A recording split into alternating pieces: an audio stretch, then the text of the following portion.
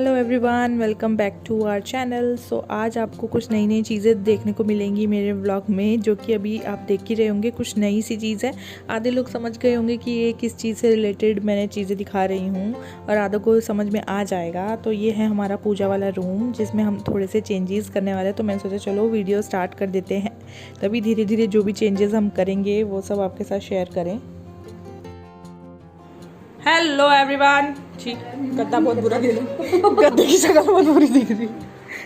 ये देखिए, हमारे घर में आपको कुछ बदला बदला दिखेगा। ये देखिए, इस बेड के साथ ये भी आ चुका है, क्योंकि हमारे घर में सावन में हम करा रहे हैं पाठ शिव जी का।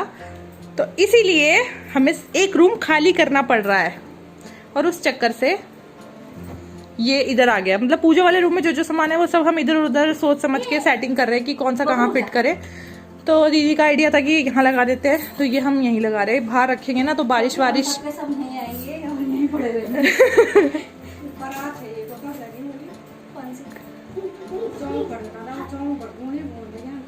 वो वहाँ पे तो है जहाँ पे चावल रखे हुए, उसके बगल में वो पत्ते से नहीं रखे हुए। तो यहाँ पर सबके लिए हो जाएगी जगह।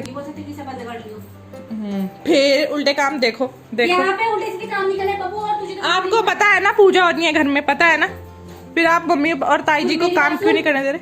यहाँ पे ना गंदे काम ही ना, पंडित जी सोएंगे यहाँ पे। यहाँ पे गंदा नहीं करना है बिल्कुल। हाँ, समझ गए? बुढ़ा जी पंडित जी नहीं ये कह रहे, तू पंडित जी सिखा दे, वो यही बोलेगा उन्हें। बुढ़ा जी, बहुत सारे पंडित जी है। 1 पंडित जी, 2 पंडित जी, 3 पंडित जी, 4 पंडित जी। नीचे इतने सारे पंडित जी नहीं होते हैं बेटा, बहुत सारे होते हैं। अब ये कमरे में ये रह गया टेबल। ये तो पूजा का ही सामान है, सुबह मैंने आप सभी को दिखाया ही था एक बार को। और ये पेटी है, और बस ये थोड़ा बहुत इधर उधर का सामान रखा हुआ है। अब ये बेड किसका है ना, उसके नीचे का है ये सब। तो अब ये भी धीरे धीरे करके खाली करेंगे। चलो चलो चलो चलो चलो चलो चलो।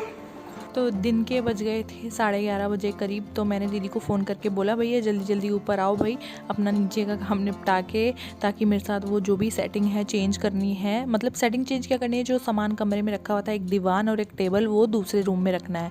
क्योंकि जब हम पाठ करवा रहे हैं, पाठ का मतलब होता है कि बड़ी पूजा, तो बड़ी पूजा में सब कुछ मतलब पूरा रूम ही चाहिए होता है लगभग। तो इसीलिए मैंने पूरे के पूरे रूम को खाली करने का सोचा। तो मैंने कहा चलो यार दोनों मिलके कर लेते हैं, क्योंकि मनीष के स्लिप डिस्क के कारण वो नहीं कर पाते हैं ऐसे काम ज़्यादा। और वैसे भी उनको बहुत ज़्यादा मतलब काम था, भाग दौड़ थी, क्योंकि बहुत सारा सामान चाहिए था। तो लॉकडाउन में बहुत मुश्किल हो रहा था हर चीज़ को फटाफट से मतलब अरेंज करना। तो वो बाहर के काम कर रहे थे, मतलब फिर जैसे थोड़ा काम करा फिर थोड़ा रेस्ट किया, ऐसे कर रहे थे। तो मैंने कहा चलो दीदी और मैं मिलके कर लेंगे। तो टेबल का दीदी को आइडिया आया कि यार इस जो हमारा तख्त है उसके नीचे ही डाल देते हैं, वो आराम से उसके नीचे फिट हो गया था। चलो मैंने कहा 2-3 दिन के लिए इसके नीचे ही रहेगा, और कोई टेंशन भी नहीं है। अगर और कहीं रखते तो फिर वो भीड़ा भीड़ा हो जाता, क्योंकि सब सामान अपनी अपनी जगह पर सही रखा हुआ है।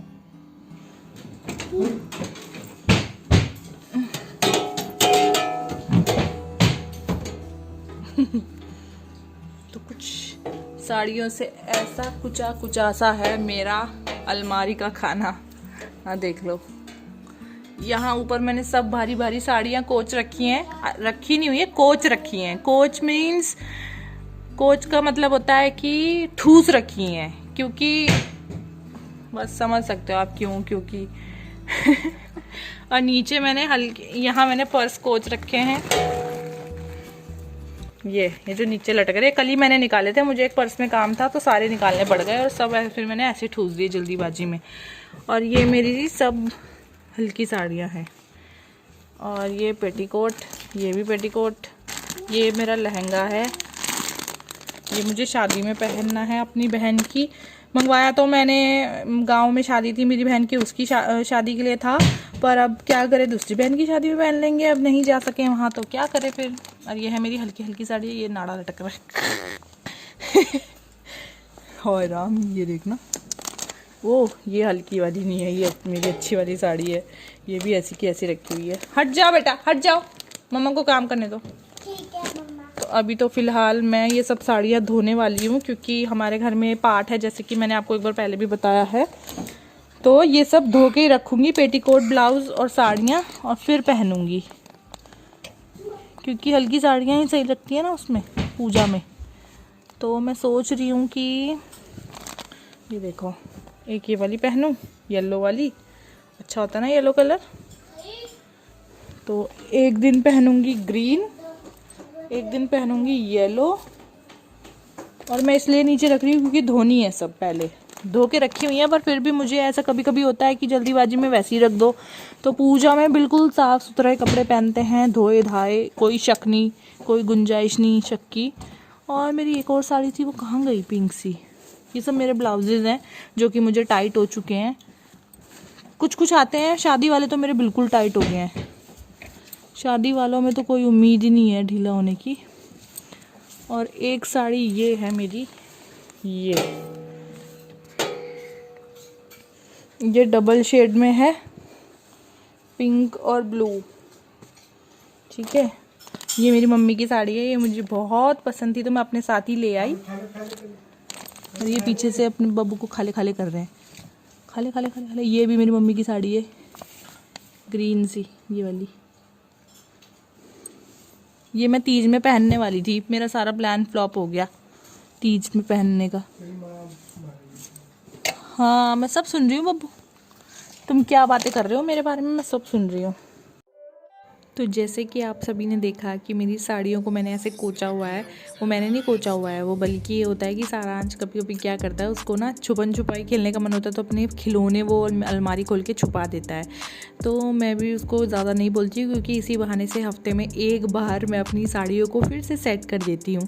क्योंकि देखो, हम एक अलग से टाइम तो निकाल नहीं सकते हम कि हाँ भाई हमें सारे कपड़े फिर से सब कुछ सेट करना है। तो इसी बहाने क्या होता है कि मैं सारी साड़ियों को देख भी लेती हूँ, जो मैं नहीं पहन पा रही हूँ काफ़ी टाइम से। तो ऐसे ही करते करते सारी साड़ियों को देखना, उनको देखना कि कुछ कीड़ा वीड़ा कहते हैं ना कपड़े में, एक वो लग जाता है, उसी की वजह से नेफ्थनील बॉल्स रखनी पड़ती हैं। तो वो भी रखी हुई है मैंने। और साड़ियों को मैं बड़े अच्छे से तय लगा रही हूँ, मुझे बहुत अच्छी लगती है साड़ियों को देखना और पहनना, पर पहन नहीं पाती हूँ। पर ये है कि इसी बहाने अच्छे से सेट करके मैंने आज भी रख दी थी, क्योंकि मेरे को 2-3 साड़ियाँ चाहिए थी तीनों दिन के लिए। तो 3 साड़ी मैंने निकाल ली थी। उसके बाद मैंने जो भी साड़ियाँ उल्टी सीधी रखी हुई थी वो सब सेट अच्छे से कर करके रखी हैं अलमारी में। अब ये नहीं पता कि वो कब तक फिर से सेट रहने वाली हैं, पर अपनी तरफ से मैंने एक आज लगे हाथ सफाई भी कर दी। तो अभी फाइनल हुई है एक ये वाली साड़ी, ये थोड़ी फुली फुली रहती है। ये मनीष जब कोलकाता गए थे मैच खेलने के लिए तब लेके आए थे सबके लिए, दीदी के लिए, मेरे लिए, नीचे दीदी मम्मी के लिए, सबके लिए लेके आए थे एक एक साड़ी।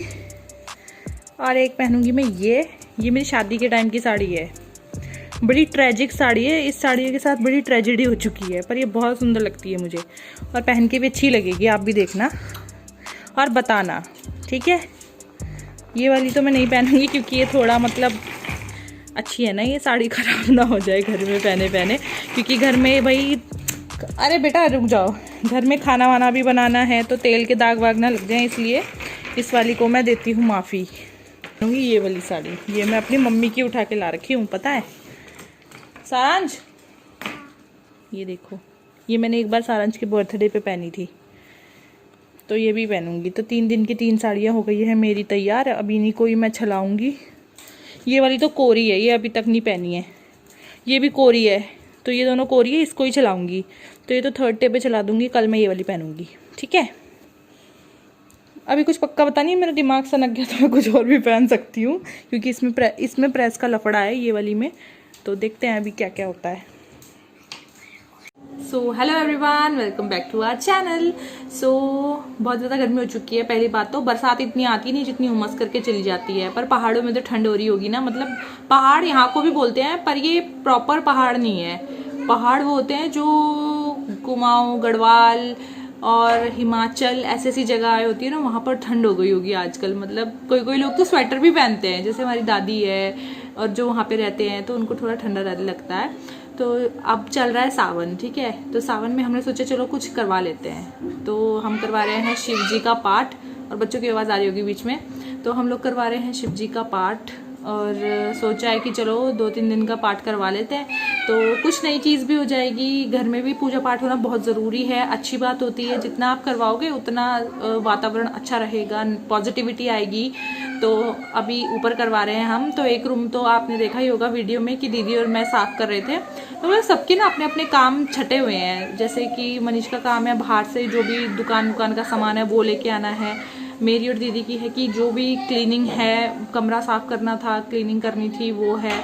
और मम्मी जी की है कि जो पत्ते फूल ये सब तोड़ के लाने हैं, आम के पत्ते, लकड़ियाँ, वो इकट्ठा कर दी हैं। तो सबका अलग अलग काम है। बच्चों के तो अपने फिक्स काम है कि सबके कामों में टांग अड़ाना है, तो वो कर रहे हैं। कोई कुछ कर रहा है, कोई कुछ कर रहा है। तो चलो कोई बात नहीं यार, बच्चों से ही घर का माहौल अच्छा रहता है। और बच्चों की ही वजह से आज हम खुश हैं, पाठ करवा रहे हैं।